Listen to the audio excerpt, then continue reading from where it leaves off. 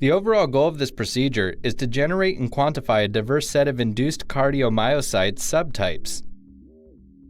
This method can help answer key fundamental questions regarding subtype-specific lineage conversion during cardiac reprogramming, such as the necessary cues that regulate sarcomere assembly and subtype specification.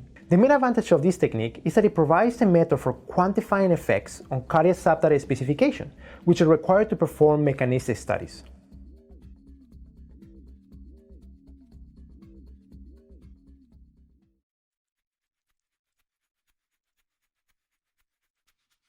To begin, isolate mouse embryonic fibroblasts from stage E12.5 embryos. Store them in liquid nitrogen as described in the accompanying text protocol.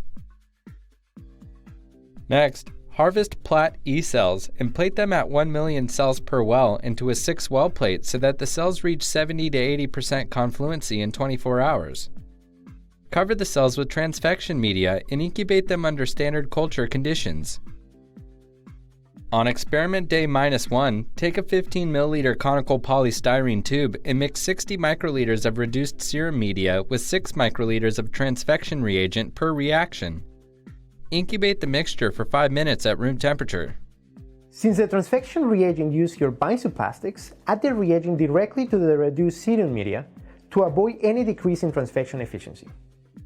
Next, add a total of 2 micrograms of GHMT cocktail per reaction and gently tap the tube to mix it.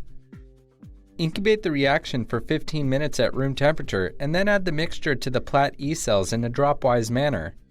Record the date and time of transfection.